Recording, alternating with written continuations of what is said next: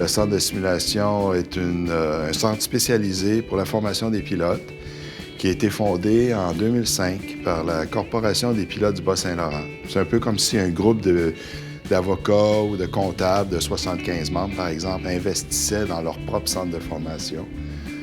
Au début, c'était destiné aux pilotes ou aux apprentis de la Corpo, mais il semble que ça a fait de boule de neige parce qu'à partir du moment où on a commencé nos opérations, tous les groupes canadiens ont, à leur tour, demandé à pouvoir se former ici.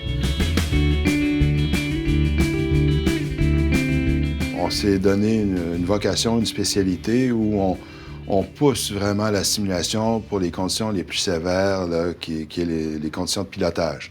Alors, c'est la navigation dans des eaux étroites, peu profondes, exposées à des forts courants, des forts vents, à vitesse réduite, alors principalement des manœuvres d'accostage et de départ, avec ou sans remorqueur, ce qui fait en sorte qu'il faut que la simulation soit pratiquement parfaite.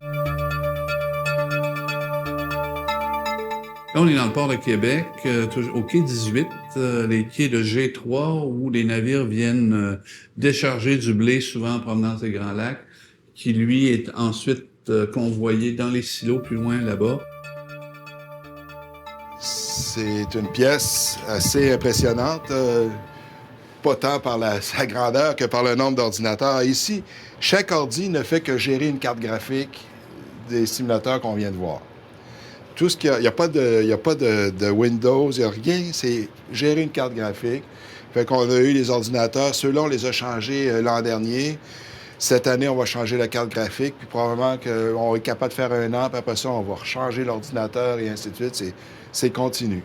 Vers l'arrière, vers le large. J'y remets un petit peu de machine. Il y a quelques-uns de nous qui donnent des formations directement aux gens qui viennent ici. Mais il y a aussi des pilotes qui se forment entre eux. Donc, un pilote formateur va accueillir quelques pilotes, 2, 3, 4, dépendamment du groupe, pour qu'eux suivent une formation spécifique ici, encore pour se perfectionner ou pour apprendre leur nouveau métier comme les apprentis. On va tenir bon sur la garde, de sorte à pouvoir éloigner la poupe du navire et de sorte à insérer un ondelet de courant entre le navire et le quai. Le simulateur nous permet de gérer 4 passerelles de navigation. Si on le souhaitait, on pourrait en rajouter d'autres. Peut-être que ça va être le cas dans un avenir plus ou moins rapproché. Mais chaque passerelle peut être gérée individuellement ou de façon interactive avec d'autres passerelles. De sorte qu'on pourrait faire 4 exercices identiques à l'aveugle. Chaque pilote fait la même chose, mais il ne voit pas son collègue qui est au même endroit que lui. Ou ça pourrait être 4 bateaux qui se rencontrent dans un même environnement. Ou ça pourrait être 4 exercices différents avec 4 endroits différents, 4 navires différents. Tout ça géré simultanément par le simulateur.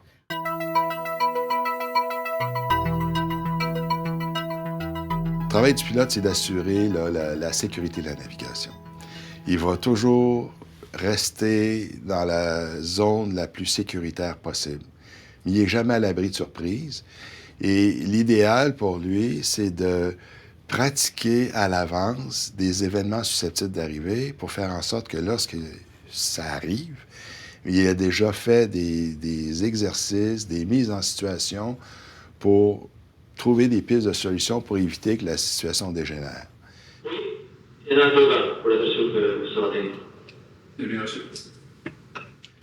Si on vient ici dans des petites passerelles, c'est relatif, là, mais on a 2 passerelles identiques à celle-ci.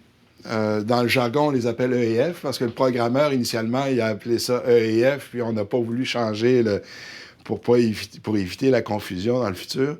Alors, on a des nouvelles consoles, on a des nouveaux écrans. Ici, c'est des écrans verticaux. Anciennement, on avait des écrans horizontaux qui balayaient moins haut en horizon vertical.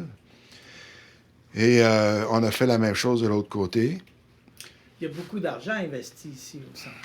Oui, puis c'est de l'argent qui est de source privée. C'est les 75 pilotes qui ont investi. Il n'y a aucune subvention, il n'y a aucun partenariat. C'est une initiative qui a été faite il y a 15 ans. Ils se sont commis pour la hauteur de 3 millions de dollars environ.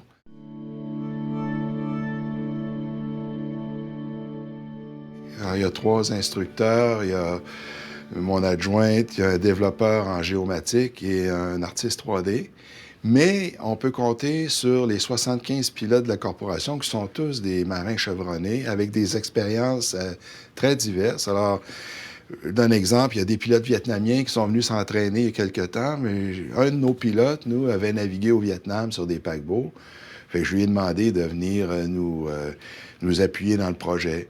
Il y en a qui ont de l'expérience en navigation arctique, d'autres sont spécialisés sur les navires LNG. Il y a toutes sortes d'expertises qu'on peut aller chercher selon les types de formations là, qu'on doit donner.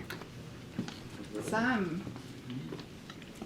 j'aimerais savoir, où est-ce que tu es rendu dans ta rénovation d'image du Fédéral Assailly?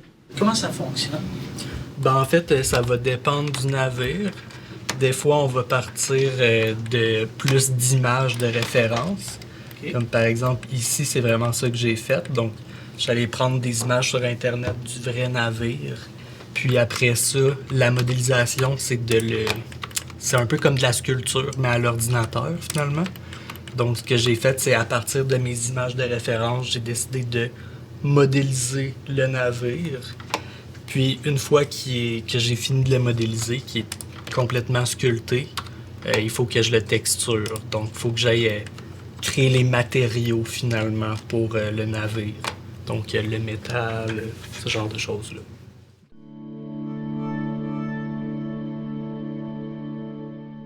Mon travail consiste à créer la base de données pour le simulateur et aussi mettre à jour cette base de données. En fait, c'est quoi la base de données? C'est le visuel que vous pouvez le voir ici et aussi, par exemple, la bathymétrie. Ça, en fait, c'est topographie, mais sous l'eau. Et aussi, il y a le fichier radar. Le radar qui est sur le bateau. Aussi, le fichier instructeur, c'est un peu ce qu'on voit dans le simulateur, le fichier instructeur. Donc, pour moi, c'est de créer cette base de données et aussi de la mettre à jour. Il y a comme un angle qui s'installe entre le quai et le navire. On est retenu par la garde devant. Actuellement, je mets le propulseur 20% à gauche, de sorte à ne pas endommager l'avant du navire quand le navire va commencer à girer un peu comme ça. Qui sont vos clients ici? D'abord, les pilotes qui sont propriétaires du centre, la Corporation des pilotes du Bas-Saint-Laurent, qui ont investi pour avoir leur propre centre de formation. Mais de fil en aiguille, on a à peu près tous les pilotes canadiens, hormis ceux de Vancouver, là, qui sont trop loin, je vous dirais, mais on a de plus en plus de groupes de pilotes américains. Houston, Mississippi viennent régulièrement nous visiter. Puis des pilotes qui vont venir pour des formations plus ponctuelles, des pilotes mexicains, vietnamiens, de Trinidad. Ça varie. La carte et tout le visuel, c'est des choses qu'on a construites ici, sur mesure, pour le groupe qui s'appelle Crescent River Pilot. Donc, eux nous ont demandé de monter une formation de mesures d'urgence, ce qu'on a fait. Donc, avec l'aide d'un pilote qui était déjà allé sur le Mississippi faire des voyages en prévision de ce cours-là, il m'a expliqué comment ça fonctionnait, tout le trafic des navires qui montaient et descendaient, les barges, les bateaux passagers, les ferries, tous les bateaux de vrac, tous les ports. Il a pris des images aussi de son voyage. Donc, rendu ici, on a pris les cartes marines, on a pris les images qui avaient été captées par le pilote. Ils ont construit tout le visuel, autant en dehors, comme on voit là présentement, que sous l'eau. Ça, c'est fait par notre géomaticien qui place tout à la bonne place géographiquement, latitude, longitude, profondeur, hauteur.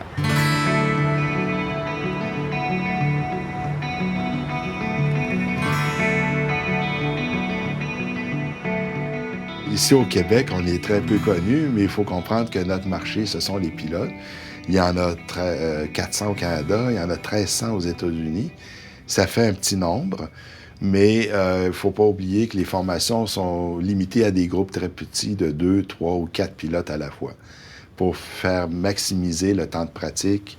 Ils ne sont plus à la théorie, ces gens-là. Ils sont vraiment à la pratique, à des mises en situation.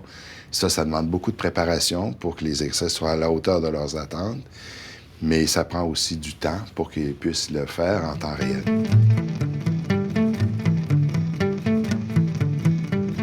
Et en avant tout. On s'est trouvé à développer une deuxième niche qui est les études de faisabilité portuaire. Par exemple, un nouveau projet, par exemple GNLQ. Oui, par exemple. Alors, la firme d'ingénierie de Houston à l'époque nous avait contactés. Et puis, on a développé le port, on a développé les modèles de navires, on a introduit des courants 3D. On a fait toute l'étude de navigation propre à ce projet-là. Ici, on est à l'embouchure du Saguenay. Alors, on voit le traversier de Tadoussac. Et puis, c'est une base de données qu'on a créée pour la formation des capitaines du traversier. Pas qu'ils n'étaient pas bons, au contraire. Sauf que la société s'est procuré des nouveaux navires à propulsion azimutale. Alors, au lieu d'avoir une hélice et un gouvernail, ce sont deux hélices, une en avant et en arrière, qui tournent sur 360 degrés. Alors, ça change tous les paradigmes que les marins étaient habitués d'avoir.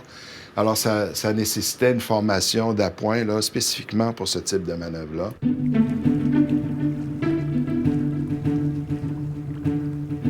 La bathymétrie, les courants, l'estran qui est dégagé par la marée et tout, il faut que tout ça soit réaliste. Puis après ça, il faut faire les fichiers radar, il faut faire les fichiers de carte électronique. Puis tout ça, il faut que ça soit géoréférencé.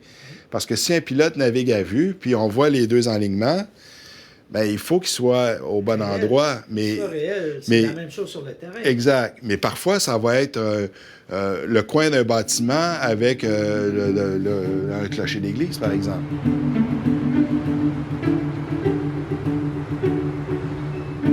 On travaille fort avec les courants pour s'approcher de la réalité le plus possible. Pour ça, on a une compagnie d'ingénieurs qui crée ces courants-là. On essaye de les faire sur toute la profondeur. Là, présentement, c'est dans le fleuve, surtout, là. Toute la profondeur du fleuve et aussi selon les marées. Donc, des marées fortes, des marées faibles, les grosses marées du printemps. Et puis, les courants changent dans le temps aussi. Donc, c'est tout des fichiers qui aident beaucoup à rendre la réalité, le virtuel proche de la réalité. L'autre chose, c'est les modèles de bateaux. Nous faisons nos propres modèles de bateaux, donc on est capable d'ajuster leur sensibilité et leur manœuvrabilité.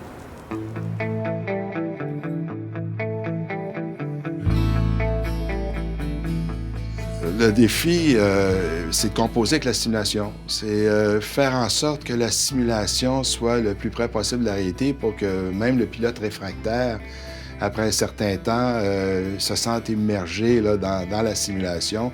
Puis on le voit, d'ailleurs, les petits travers de pilotes, quand la nervosité commence à apparaître, là, on voit, là, les gens vont jouer avec leur change dans leur poche, ils vont se mettre à siffler. On a même vu un pilote prendre des jumelles puis regarder au loin, malgré le fait que c'est un écran de TV. Alors, quand on voit ça, on se dit, ben, on est pas mal proche de la réalité.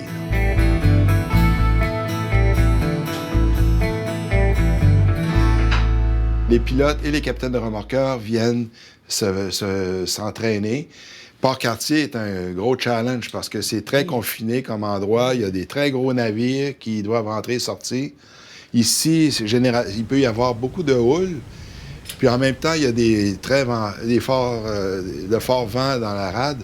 Fait que c'est très exigeant comme manœuvre. Mais oui, au niveau des ordinateurs, pour revenir à votre question, il y a à peu près entre 50 et 60 ordinateurs là, qui se parlent là, lorsqu'on fait usage des 4 passerelles. Puis, dans notre service de maintenance avec Kongsberg, on a un cycle de 3 ans environ. À tous les 3 ans, les ordinateurs sont remis à jour. Mais entre-temps, ça va être les cartes graphiques, ça va être des programmes. Mais continuellement, à chaque année, là, on fait de la maintenance. Oui.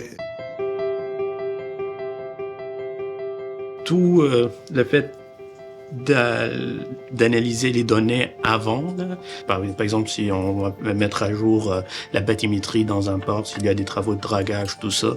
Donc, pour moi, je filtre les données, les points, tout ça, pour avoir une représentation presque réelle de la bathymétrie dans des endroits comme des quais.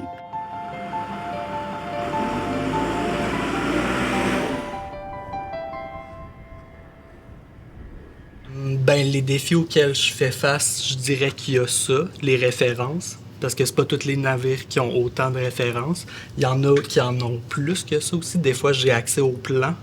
Donc ça, c'est beaucoup plus facile parce que je peux vraiment juste mettre le plan dans mon logiciel.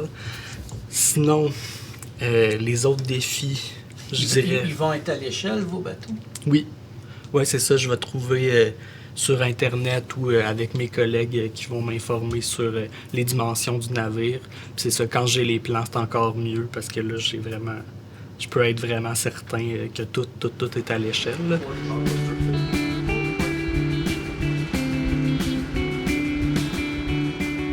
Le grand défi, c'est de pouvoir avoir des ordinateurs qui sont capables de gérer une masse d'informations, que ce soit au niveau de la bathymétrie, des courants, des visuels.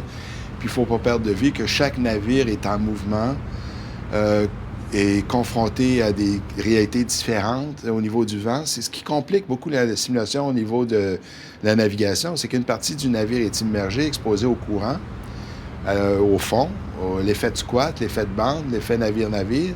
Puis une autre partie du navire est exposée au vent, qui peut être dans des directions différentes des courants. Puis il peut y avoir des forces externes, par exemple des remorqueurs, qui viennent exercer une autre dimension.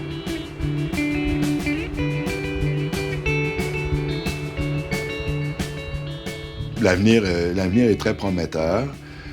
C'est évident qu'on a ouvert un chemin. Rien qui empêche d'autres gens de s'en inspirer pour faire la même chose. La force de notre équipe, c'est justement chaque membre qui la constitue, avec chacun leur expérience, leur bagage, leur spécificité. Puis la synergie de tout ça fait en sorte qu'on est en mesure d'offrir aux pilotes là, un ensemble de services là, qui répond à leurs demandes.